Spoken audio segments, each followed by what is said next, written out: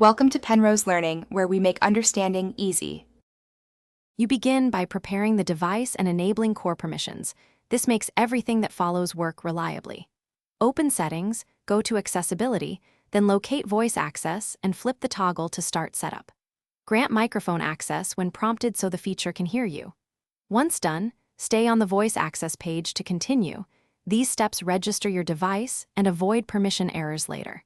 Make sure wireless is active so any required downloads complete during setup. Now you configure the feature for your speech and habits so it responds accurately. Walk through the voice model training if offered. Speak the sample phrases clearly to improve recognition. Next, choose whether you want a wake word, button activation, or both. Wake words are hands-free but slightly less private. Adjust language, dialect, and sensitivity sliders to reduce accidental activations. Once configured, review the command list in settings so you know exact phrasing for actions like open, scroll, and tap.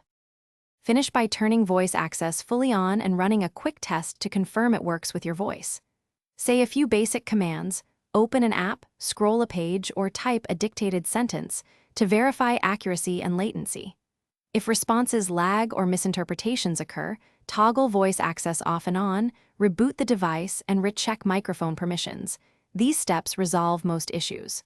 Finally, make sure the OS and accessibility components are up to date, so future improvements apply automatically. Thanks for watching. If this was helpful, leave a like and consider subscribing. See you next time.